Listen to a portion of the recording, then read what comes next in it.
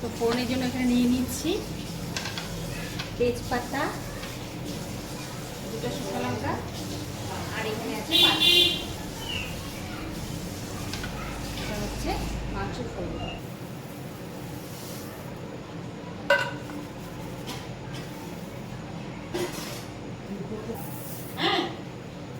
চাল আর এখানে ডাল।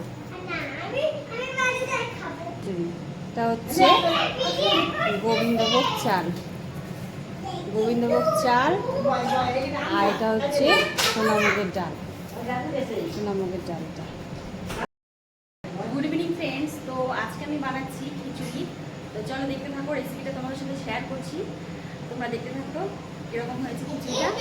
তো আজকে তো আমাদের এখানে প্রচণ্ড বৃষ্টি হচ্ছে, আজকে বলে না 2-3 দিন ধরে প্রচণ্ড বৃষ্টি হচ্ছে। তো কী করবো, আজকে মঙ্গলবার আমাদের নিরামিষ, তো বানিয়ে ফেললাম খিচুড়ি। বর খেতে চেয়েছি খিচুড়ি।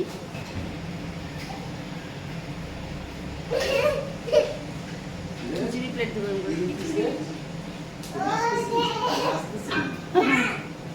কি করতে চান? তো খিচুড়ির জন্য মশলা করে নিয়েছি। মশলার মধ্যে এখানে আছে গোটা কয়েক চিরা কাঁচা লঙ্কা, এটা হচ্ছে জিরা বাটা, ধনে গুঁড়ো, কাশ্মীরি লঙ্কা গুঁড়ো, আর এখানে আদা আছে, আদাগুলো কুচিয়ে রাখা আছে আদাগুলো। তো চলো খিচুড়িটা স্টার্ট করি। তেজপাতা আর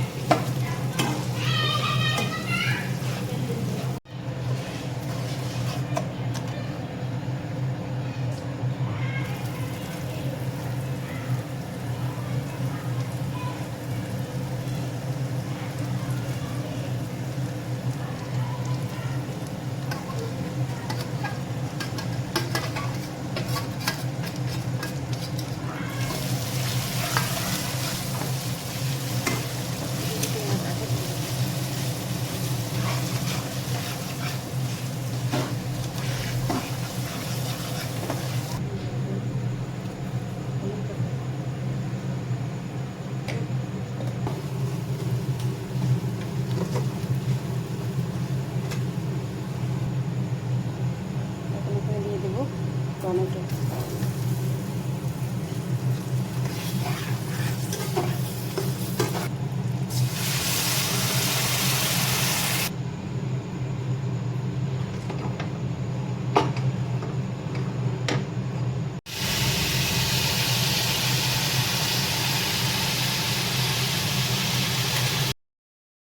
5-7 মিনিট পর ঢাকনাটা সরিয়ে একবার চেক করে নিতে হবে ডালটা সেদ্ধ হয়েছে কি না।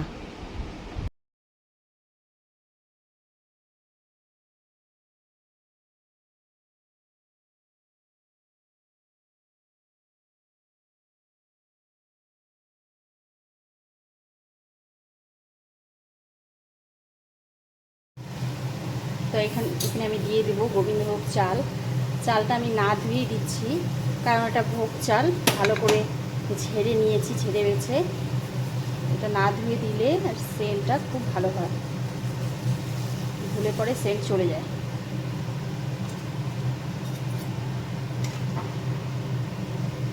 চালটা দিয়ে চালটা এবার বাড়িয়ে দিব, গ্যাসের ফ্লেম একদম হাই করে দিতে হবে। এখন হাই করে দিয়ে ঢেকে দেব।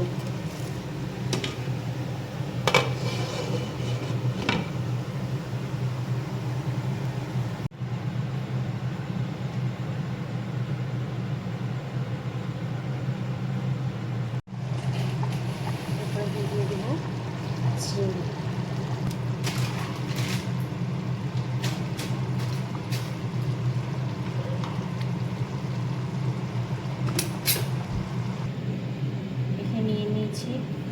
ফ্রোজেন মটরগুলো ভালো করে ধুয়ে নিলাম। খিচুড়িটা যখন এরকম অর্ধেক সেদ্ধ হয়ে আসবে তখন ফ্রোজেন মটরগুলো দিয়ে দিতে হবে। ফ্রোজেন মটরগুলো উঠে উঠে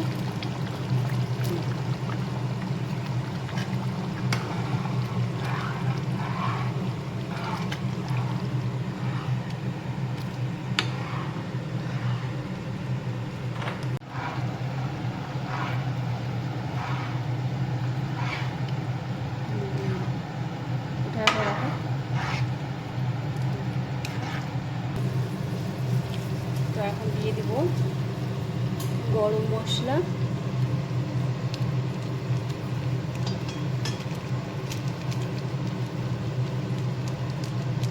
সামান্য একটু গরম মশলা দেবো, এই যে সামান্য একটু গরম মশলা,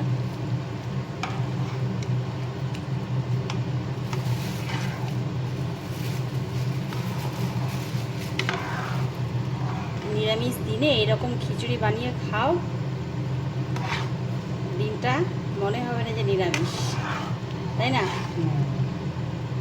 দারুণ দেখো বলছি।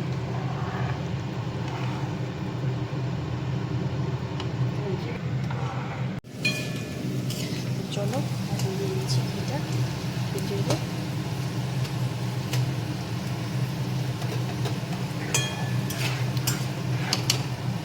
এদিকে আমার শাশুড়ি করছে পাঁপড় ভাজা,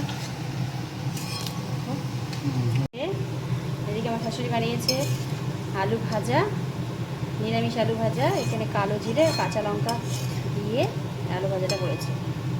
তো খিচুড়ি, আলু ভাজা আর পাঁপড় ভাজা হবে, তো দেখতে থাকো। ফাইনাল লুকটা দেখো।